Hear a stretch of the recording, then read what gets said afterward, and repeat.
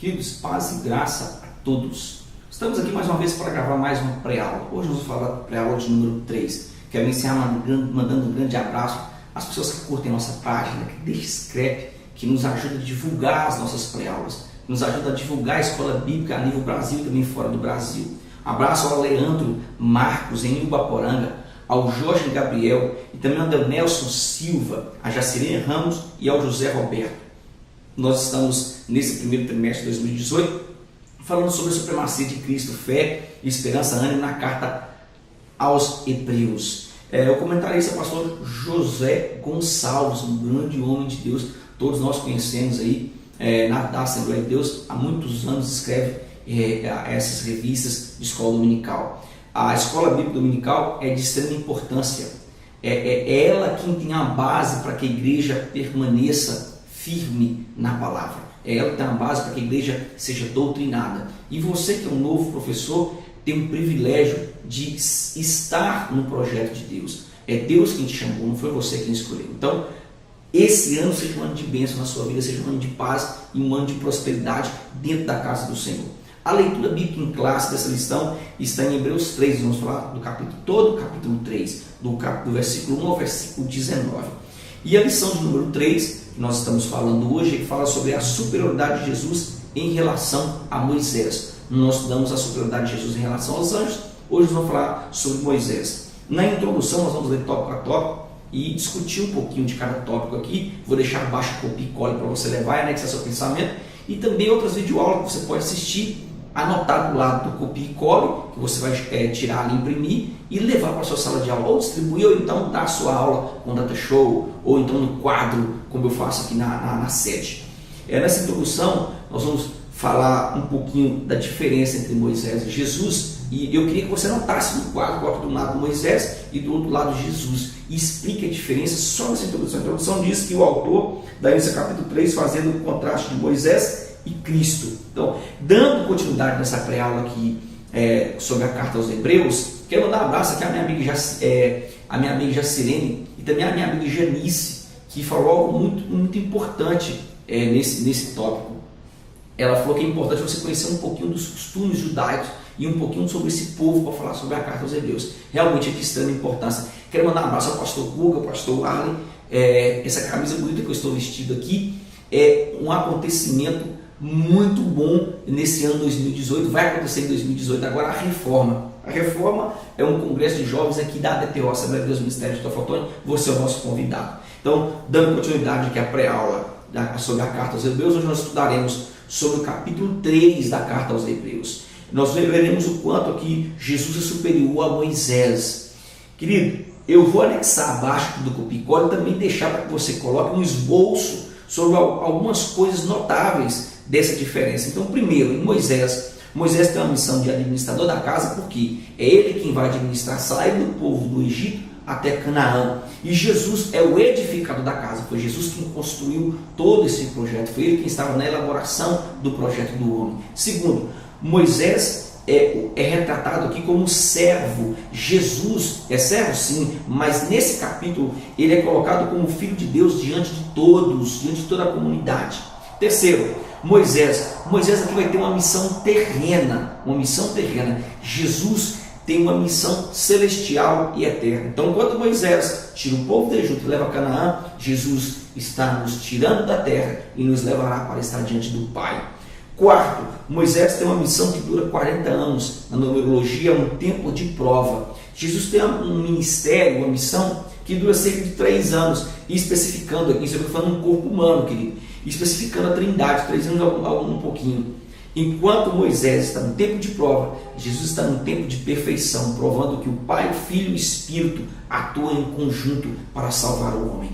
Quinto, o nome Moisés significa tirado das águas, Jesus, Salvador. É a diferença. Agora, a união, onde os dois estão em completo anexo, por que não dizer, totalmente anexados uns aos outros. No sexto, que a semelhança entre Jesus e Moisés é que ambos vieram libertar um povo rodeado de incredulidade e mostrá-los a manifestação de Adonai e o seu amor que não tem fim.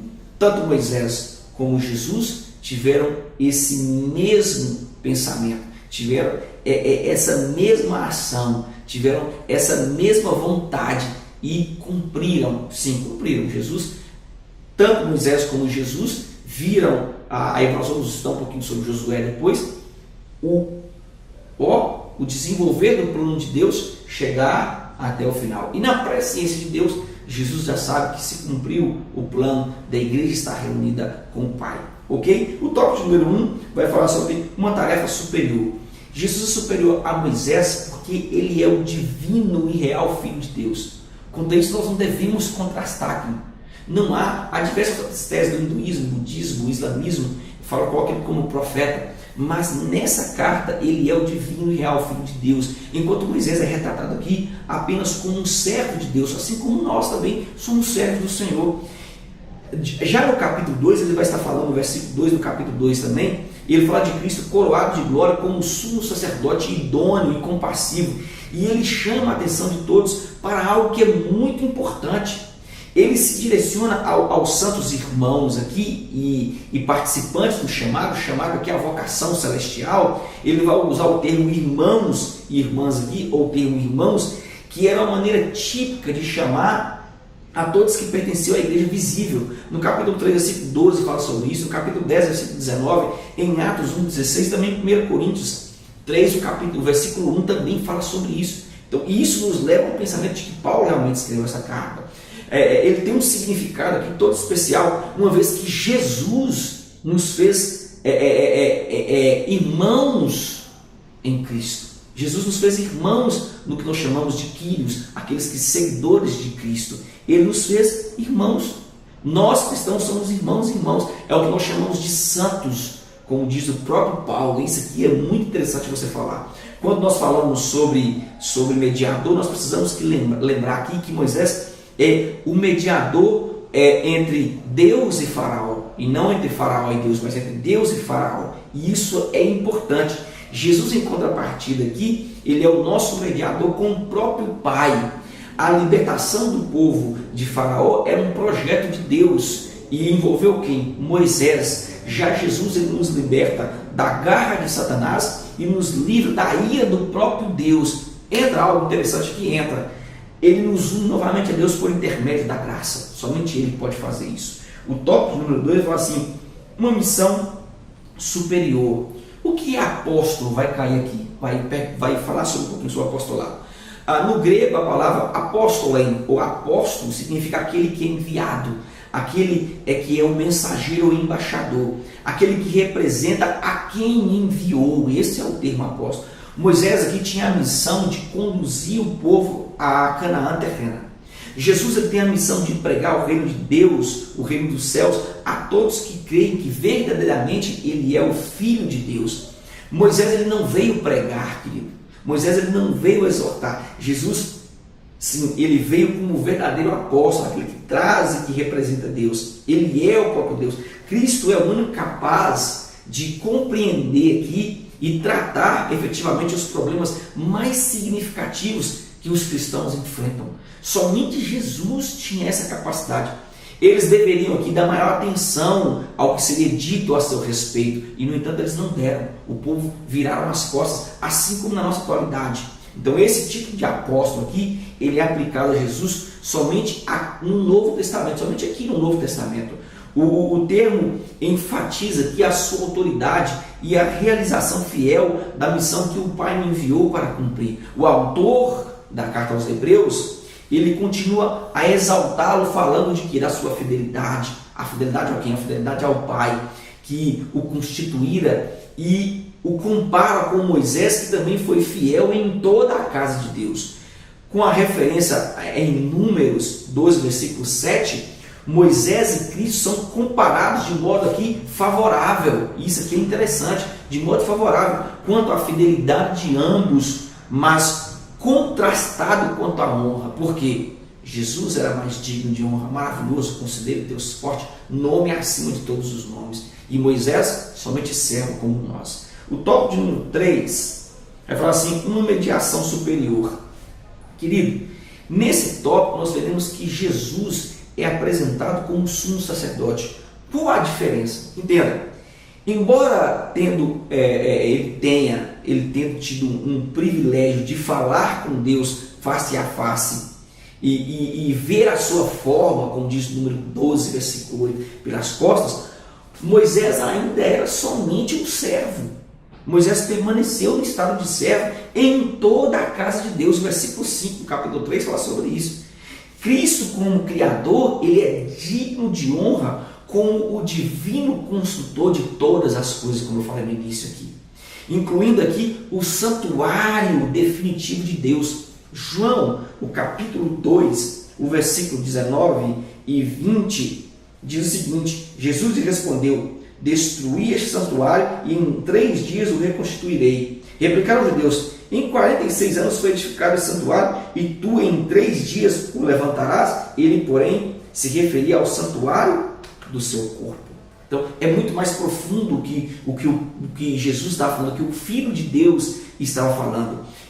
Logo, ele não só tem acesso a Deus, como ele faz o papel de sumo sacerdote. Ele era Deus naquele momento, mas o próprio Deus entendeu que esse chamado é específico para alguém, para o seu próprio filho, e o próprio filho abandona a sua glória, e ele entende esse chamado, e ele se coloca nesse chamado. Então nós precisamos entender que Jesus era Deus entre os homens, e isso deve ser explicado nesse tópico. O tópico número 2, dando sequência, vai falar sobre uma autoridade superior. O autor aqui ele vai nos levar numa visão de gratidão de Moisés. No capítulo 3 do livro aos Hebreus, ele mostra a fidelidade de Moisés em sua missão. Isso nos leva, vai nos fazer entender que a fidelidade nos coloca e sempre vai nos colocar em lugares onde nós não pensaríamos em estar. Quando eu sou fiel a Deus, ele me leva a estar em lugares como eu nunca pensei. Será que Moisés pensou em ser estudado? Você acha que Moisés pensou em ser referência para muitos ministérios, para muitos líderes? Nós precisamos entender que assim como Cristo e Moisés, é o nosso dever sermos fiéis a Adonai em nossa chamada ministerial. A consequência sempre será o reconhecimento e até mesmo a fama entre os homens. É a consequência, mas nós devemos entender que somente Ele pode ser o axiou. O que é axiou aqui? É digno, é louvado entre todos os homens, entre nós, e em tudo que Ele seja favorável. Ele é o nosso alvo, o nosso ômega, o nosso princípio, o nosso fim. É o nosso dever, e não só dos hebreus, mas de toda a igreja, dar a Ele essa honra, dar a Ele essa majestade. O tópico de número 2 vai falar sobre o perigo de ver, mas não crer. Existe entre nós um grupo que consegue superar Tomé. Entenda isso aqui. Existe um grupo que consegue superar Tomé. Nós veremos nesse tópico aqui a grande exortação a rejeitar a incredulidade. Como tem pessoas incrédulas no dia de hoje? Isso nos parece ativo e não passivo. Requer esforço, dedicação, luta e vigilância constante. O fato de mencionar aqui a necessidade de perseverar a fim de receber a bênção de Deus levou o autor da carta aos Hebreus a pedir aos leitores que rejeitassem a descrença, que rejeitassem a incredulidade. Ele citou aqui o Salmos 95, 7 a 11 e fez com que ele repercutisse em toda a sua exposição. Quando você lê o Salmo 95, você fica maravilhado. Então, as palavras-chave aqui partem aqui e incluem o termo hoje e descanso. Destaque aqui hoje e descanso. O modo de tratar o descanso é desenvolvido a partir do ensino sobre o sábado, Gênesis 2, versículo 2. É interessante que, correspondendo a esse ensino, está a exortação aqui para entrar naquele descanso. Hebreus 4, o versículo de 9 a 11. Hebreus 4, o versículo de 9 a 11. Eu quero ler com vocês aqui. Hebreus 4, 9 a 11. Diz o seguinte, olha que interessante. Portanto, resta um repouso para o povo de Deus, porque aquele que entrou no descanso de Deus, também ele mesmo descansou de suas obras, como Deus das suas. Esforçamos-nos, pois, para entrar naquele descanso, a fim de que ninguém caia segundo o mesmo exemplo de desobediência. A advertência aqui é para não endurecer o coração. Não era somente para guardar o sábado, não. Era não endurecer. O repouso aqui é estar confiante em Adonai, confiante em Deus em todo o tempo. O tópico de número 3, dando sequência aí, fala o perigo de começar, mas não terminar. Qual é o perigo apresentado nesse tópico de começar e não terminar? Qual é o perigo? O perigo que é a incredulidade. A incredulidade é o câncer da alma, querido. A incredulidade é o câncer da alma. É por isso que nós estamos fazendo esse projeto aqui, a reforma. Nós precisamos de reforma todos os dias, todos os momentos, a todos os minutos. Nós precisamos viver isso. Realmente eu não sei o que é pior aqui. Se é a incredulidade ou se é a murmuração. Eu não sei qual é o vilão, qual é o pior vilão desse tempo. Se é a incredulidade, se é o vilão, se é a murmuração, se é a dúvida, se é o engano, se é a ilusão. Eu não sei qual é o pior. Aqui o autor, ele fala claramente que eles não puderam entrar no gozo das promessas divinas por causa da incredulidade, ou seja, um perverso coração disposto a ser contra Deus e a favor do pecado. A igreja está vivendo isso. Um coração perverso de incredulidade quer dizer corações incrédulos com aqueles que estão antes de nós, ou seja, os nossos pais na fé, como diz o versículo 9, cuja descrença aqui os havia impedido de entrar no descanso de Deus. Versículo 19 fala sobre isso. Deus aceita todo tipo de pessoa. Deus, aquele que vier jamais será lançado fora, exceto aqui os incrédulos. Os incrédulos não têm vez no reino de Deus.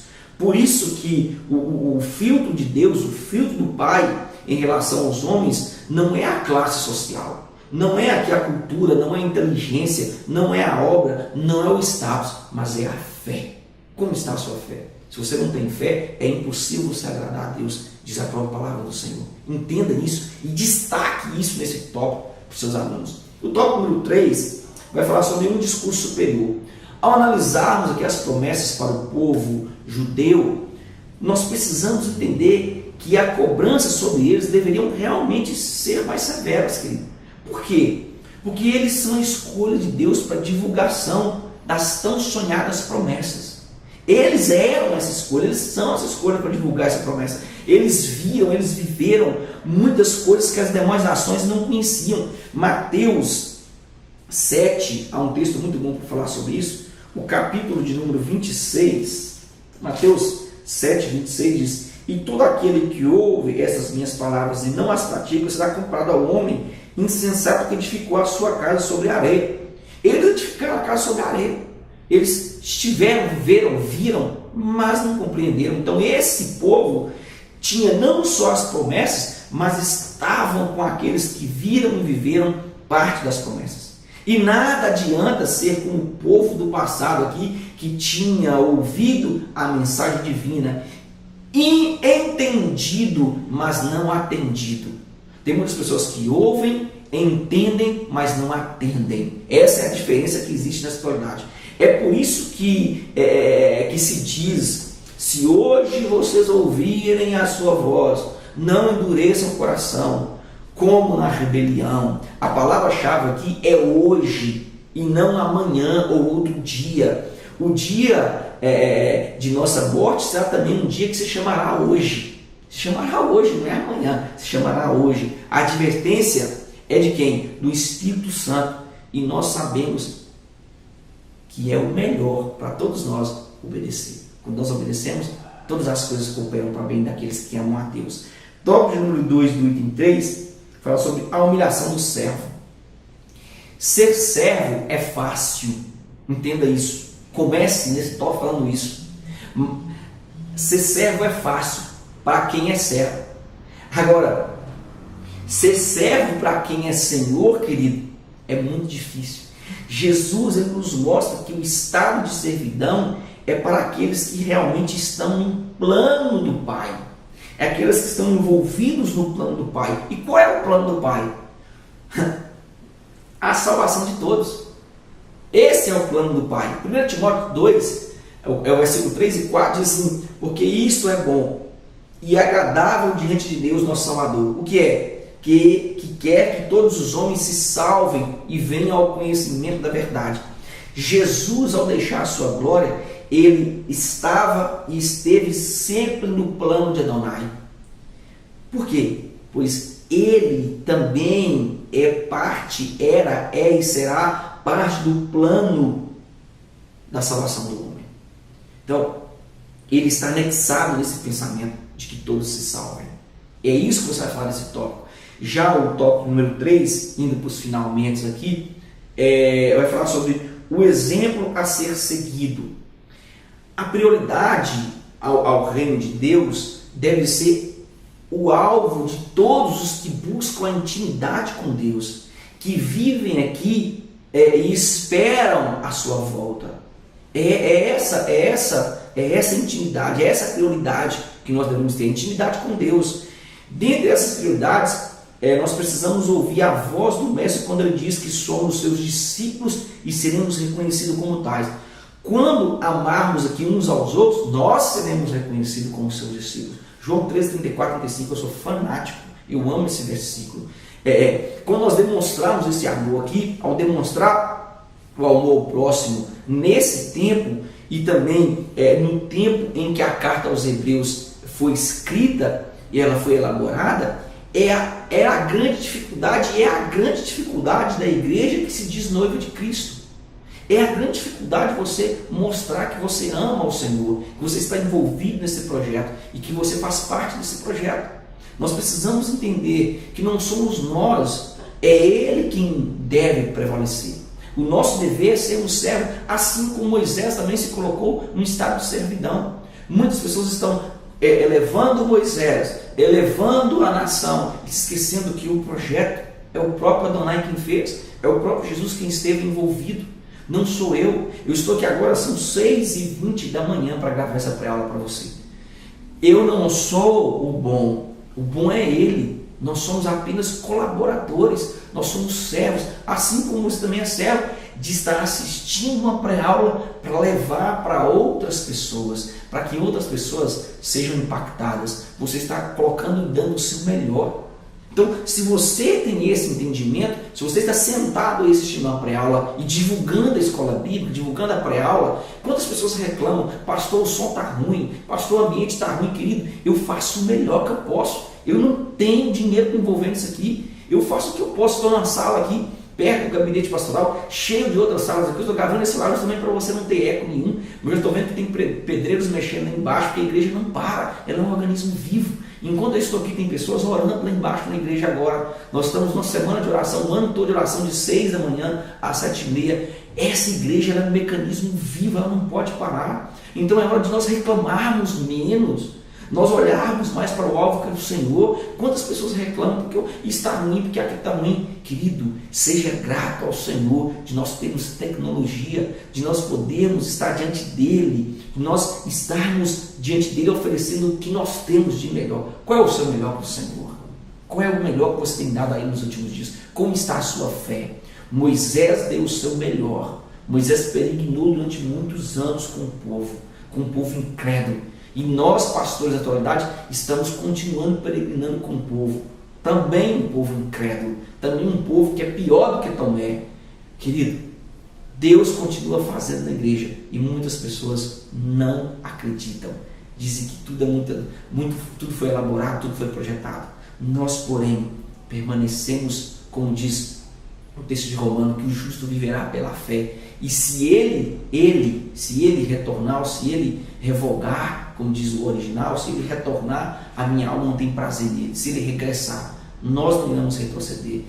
Eu espero que você entenda essa aula, que você seja parte dessa igreja vivificante e que você tenha o privilégio de levar esse pensamento a outras pessoas, impactar outras pessoas com esse pensamento, de trabalhar para o reino, de desenvolver evangelismo, de desenvolver missão, de desenvolver seja o que for para que o reino cresça, mas que projetos venham ser elaborados para que o nome de Jesus apareça, não seu, não meu, não do pastor, não de sua igreja, não, projetos que elevem o nome do Senhor. e que Ele seja o centro das atenções, como sempre será e sempre foi e sempre vai ser eternamente, porque Ele deve a Ele toda a honra, a Ele nós devemos todo louvor e toda adoração. Me despeço de você com um grande beijo no coração e até a pré-aula de número 4, onde nós vamos falar sobre a superioridade de Jesus contra Josué. Grande beijo e a Shalom.